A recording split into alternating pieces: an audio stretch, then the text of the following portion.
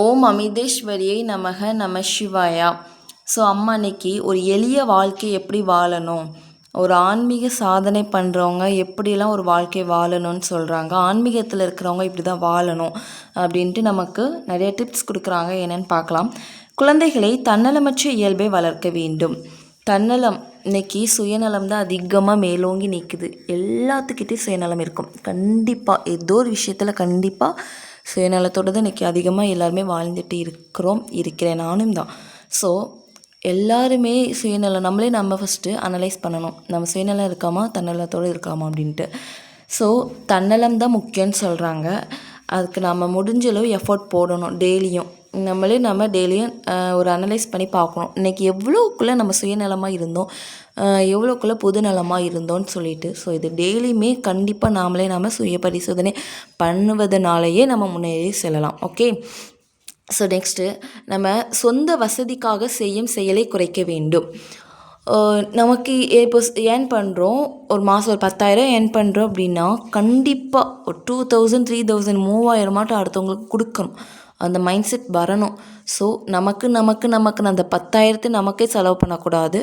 So அடுத்தவங்களுக்கு போக நமக்கு போக அடுத்தவங்களுக்குன்னு இல்லாமல் நம்மளுக்கு போதும், நம்ம மனசாட்சிக்கே தெரியும் இல்லையா. ஸோ இதுதான் வேணும், இதுக்கு மேலே இருந்தால் அது ஆடம்பரம் அப்படின்ட்டு நம்ம மனசுக்கே ஒரு அலாரம் மாதிரி ஒன்று செட் பண்ணி வச்சுக்கணும். இது வேண்டாம், இதுதான் லிமிட்டு அப்படின்னு சொல்லிட்டு. ஸோ அது நம்ம கண்ட்ரோல் பண்ணி ஒரு ஆன்மீகத்தை நோக்கி பயணம் பண்ணுறோம் அப்படின்னா இதெல்லாம் நம்மளுக்கு அனாவசியமான செலவாக தான் தோணும். அது என்னென்ன இதெல்லாம் சொல்கிறாங்கன்னா, அதாவது ஒரு செயல் கூட தனது சுகத்திற்காக அமையக்கூடாது. ஒரு செயல் கூட நம்மளுடைய சுகத்திற்காக இருக்கக்கூடாதுங்காங்க. ஸோ தேவைகளை முடிந்த அளவு குறைத்து கொண்டு எளிமையான வாழ்க்கை வாழணும்னு சொல்கிறாங்க. எவ்வளோக்குள்ளே நம்ம வாழ்க்கையில் தேவையானது மட்டும் யூஸ் பண்ணிவிட்டு சுருக்கி வாழணும். வாழ்க்கையே இவ்வளோதான், இப்படி தான் வாழணும் அப்படின்ட்டு அம்மா நிறைய நல்ல பாயிண்ட்டாக சொல்கிறாங்க. ஸோ நம்ம கவனத்தோடு கேட்டு அதை வாழ்க்கையில் ஃபாலோ பண்ணணும் கண்டிப்பாக. அதாவது இப்போது வீடு கட்டுறோம் சில பேர் என்ன பண்ணுறாங்க, அது வரைக்கும் ஏர்ன் பண்ணுற அமௌண்ட்டை அந்த வீட்டுக்கே போட்டுட்டு கடன்காரனாக கூட ஆகுவாங்களே தவிர அந்த பணத்தை வச்சு 4 பேர்த்துக்கு பனியிலையும் மழையிலையும் வெயிலையும் வாடிட்டு இருக்கிறவங்களுக்கு ஹெல்ப் பண்ணணும், அவங்களுக்கு ஒரு சின்ன குடிசை ஒரு சின்ன வீடாட்டு கட்டி கொடுக்குறங்கிற மைண்ட் செட் கூட வரதில்லை. ஸோ 4 பேர் இருக்காங்கன்னா போதும், நல்ல வீடு தேவை தான். நம்மளுக்கே தோணும்ல, இத்தனை பல கோடி பல லட்சத்துக்கு எஃபர்ட் போட்டு கட்டுறதை விட 4 பேர் வாழ்கிறதுக்கு எந்த மாதிரி ரூம் தேவை அது மாதிரி பார்த்து நமக்கே தெரியும், போதும் இதுவே போதும் அப்படின்னு சொல்லிட்டு அந்த மைண்ட் செட்டில் வீடு கட்டி நம்ம வாழணும். மீதி இருக்கிறத அடுத்தவங்களுக்கு கொடுக்குற மைண்ட் செட் வரும். சுயநலமாக இருக்காத, பொதுநலமாக இரு அப்படின்னு அம்மா நிறைய சொல்லித்தராங்க. அடுத்து நம்மளுடைய எண்ணங்கள் பல விதமாக இருக்கும். கலராக ஆடைகள் உடுத்திக்கணும்னு ஆசை வரும், நல்லா ஆடம்பரமாக ஆபரணங்கள் போட்டுக்கணும்னு ஆசை வரும். ஸோ இதெல்லாம் எவ்வளோக்குள்ளே சுருக்கணுமோ அவ்வளோக்குள்ளே சுருக்கிக்கணும். அதாவது பல நிறங்கள் உடையதும் ஆழ்ந்த நிறம் உடையதுமான ஆடைகளை தவிர்ப்பது நல்லது.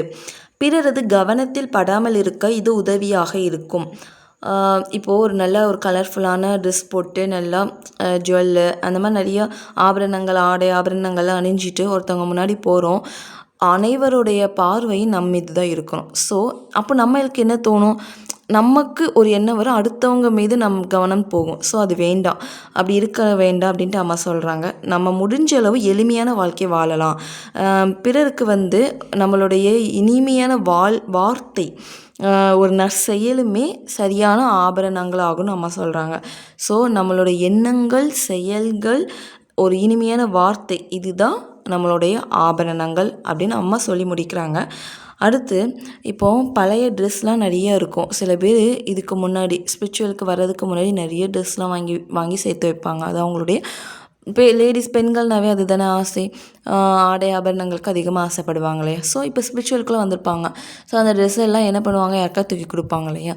ஸோ என்ன பண்ணணும் அப்படின்னா, நல்ல பழைய ட்ரெஸ்னாலும் ஓகே, நல்லா வாஷ் பண்ணி நல்ல ஒரு அயர்ன் பண்ணி இல்லாதவங்களுக்கு ஏழைகளுக்கு அதை சுத்தமாக்கி நம்ம கொடுக்கும்போது அவங்களும் அதை பயன்படுத்துறதுக்கு ஒரு நல்ல ஒரு வாய்ப்பாக இருக்கும்னு சொல்கிறாங்க. அடுத்து என்ன சொல்கிறாங்க அப்படின்னா, குழந்தைகளே எச்செயலையும் பலனையும் எதிர்பாராமல் செய்யுங்கள். இப்போ நான் அன்றைக்கி ஒரு குடும்பத்தில் ஒரு ஃபங்க்ஷன், நான் ஒரு விஷயம் செஞ்சுட்டேன். எல்லாருடைய பார்வையும் என்கிட்ட வரணும், எல்லோரும் என்னை பாராட்டணும், எல்லோரும் என்னை வந்து புகழ்ந்து அடுத்தவங்க கிட்ட பேசிக்கணும், அவங்களே அவங்க பேசிக்கணுங்கிற எண்ணம் வேண்டாம். தயவு செய்து நம்ம வந்து இறைவனோடு பயணிக்கிறோம், நமது வாழ்வை வந்து இறைவனுக்கே அர்ப்பணிக்கணும்னு சொல்கிறாங்க. அதனால் இறைவனிடமே அனைத்தையுமே அர்ப்பணிக்கும் மனதை நம்ம வந்து வளர்த்துக்கணும், பயிற்சி பண்ணிக்கிட்டே இருக்கணும் டெய்லியுமே. ஸோ அதனால தான் நான் தெரிந்து கொள்ள வேண்டியது, இறைவனுடைய உறுதியான எண்ணம் அதிகரிக்கணும். ஸோ இதே மாதிரி நம்மளும் வாழ்க்கையில் வாழ்ந்து பயன்பெறுவோம்.